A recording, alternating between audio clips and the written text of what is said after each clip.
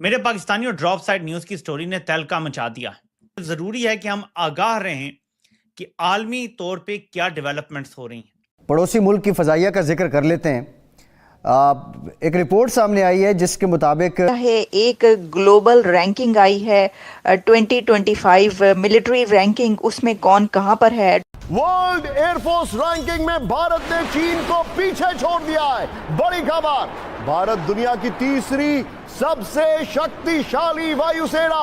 बहाल सर के चेहरे पर मुस्कुराहट देखिए, ये देखिए जरा, चीन को पछाड़कर तीसरे नंबर पर पहुंचा भारत। अमेरिका रूस के बाद भारत दुनिया की सबसे ताकतवर एयरफोर्स। WDMMA ने जारी की एयरफोर्स की नई रैंकिंग।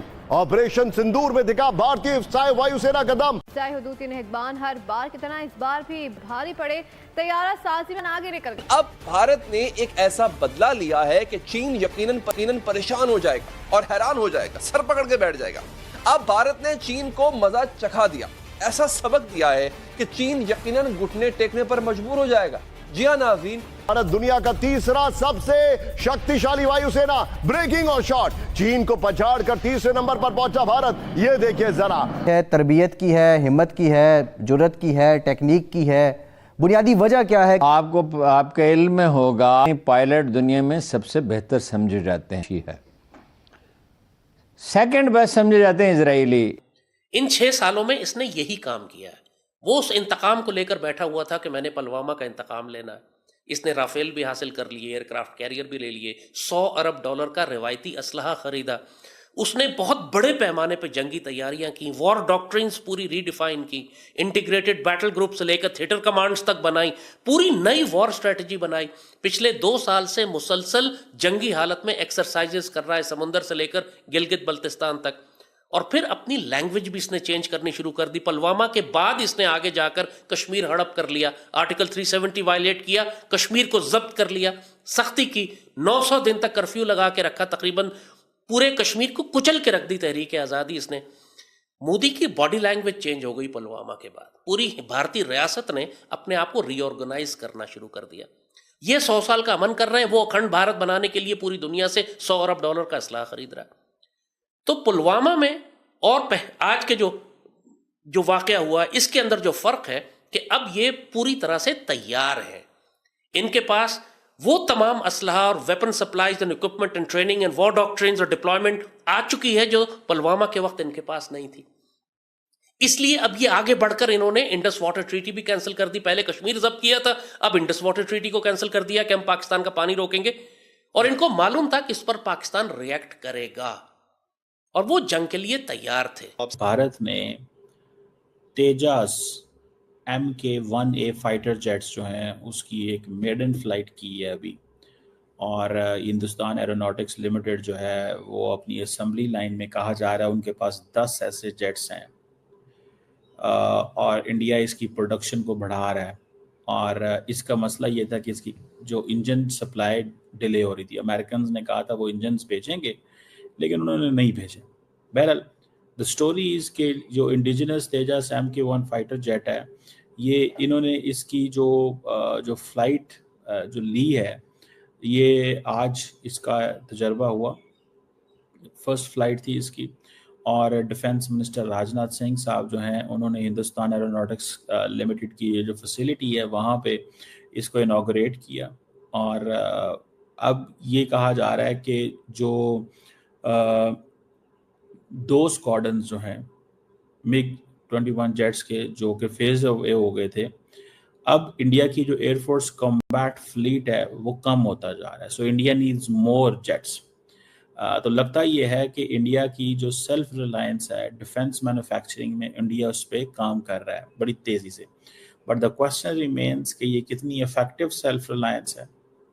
अगर इंडिया ने 4.5 जनरेशन फाइटर जेट्स जो कि राफेल लिए हैं एंड वो काम नहीं कर सके, तो ये क्या काम करेंगे। अब इंडियन एयरफोर्स जो है उन्होंने 40 तेजस फाइट जो जेट्स हैं वो ऑर्डर किए थे, किसी बाहर ऑर्डर नहीं किए, हिंदुस्तान एरोनॉटिक्स लिमिटेड में।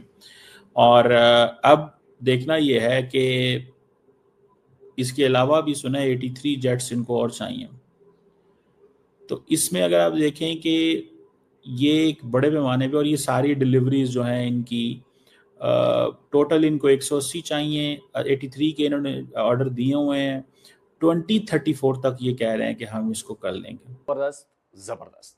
इंडियन एयरफोर्स की ये कामयाबी बहुत जबरदस्त है दोस्तों। भारत की एयरफोर्स ने लगातार दूसरे साल भी टॉप 10 एयरफोर्स की जो पावर्स हैं उसमें ना केवल थर्ड पोजीशन को बरकरार रखा है, बल्कि चीन की एयरफोर्स को एक बार फिर उसने पीछे छोड़ दिया है।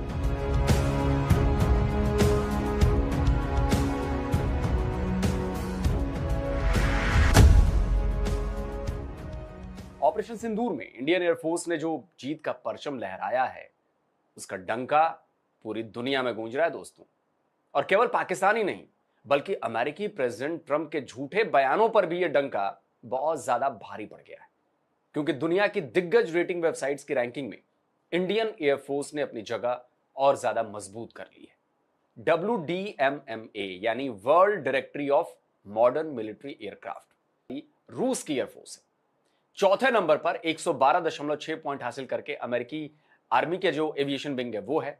पांचवें नंबर पर 85.3 नंबर के साथ अमेरिकी मरीन्स हैं, और छठे नंबर पर 69.4 पॉइंट्स के साथ इंडियन एयरफोर्स है। सातवें नंबर पर 63.8 नंबर वाली चीन की एयरफोर्स है। इसके बाद जापान, इजराइल और फ्रांस है। तो अगर देशों के लिहाज से देखा जाए तो भारत की जो एयरफोर्स है उसके एयरफोर्स की रैंकिंग तीसरे नंबर पर है। नमस्कार दोस्तों, जय हिंद। दोस्तों, एक वर्ल्ड रैंकिंग जारी हुई है जिसमें कहा गया है कि भारत तीसरे नंबर पर है। जी हाँ दोस्तों, भारत की एयरफोर्स तीसरे नंबर पर है, क्योंकि दोस्तों देशों के लिहाज से बताया जा रहा है कि किस देश के आर्मी किस नंबर पर है। तो दोस्तों भारत तीसरे नंबर पर है। वहीं दोस्तों इस रैंकिंग में भारत ने चीन को पीछे छोड़ दिया है। लगातार ये दूसरा साल है जब भारत ने चीन को पीछे छोड़ दिया है एयरफोर्स की रैंकिंग में, और आने वाले समय में ये रैंकिंग में और सुधार होगी और भारत इससे और तेजी से आगे जाएगा, क्योंकि भारत इसके नीचे नहीं जाने वाला।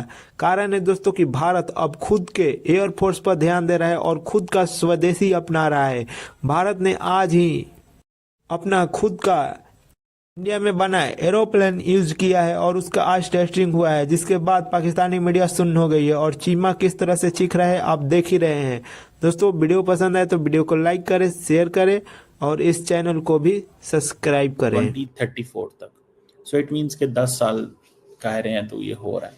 बहरहाल ये क्या है, ये जेट क्या है, और इसके ऊपर थोड़ी बात कर लेते हैं। तेजस MK1 कहा जा रहा है कि ये एक एडवांस वेरिएंट है लाइट कॉम्बैट एयरक्राफ्ट, जो हिंदुस्तान की ही हिंदुस्तान एरोनॉटिक्स लिमिटेड जिसे HAL कहा जाता है, ये एरोनॉटिक्स डेवलपमेंट एजेंसी के नीचे काम कर रहा है और इंडियन एयरफोर्स के नीचे काम कर रहे हैं।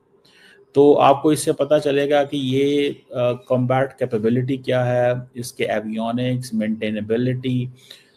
इंडिया के अंदर एक चीज़ आ गई है कि हमने अपनी जो सेल्फ रिलायंस की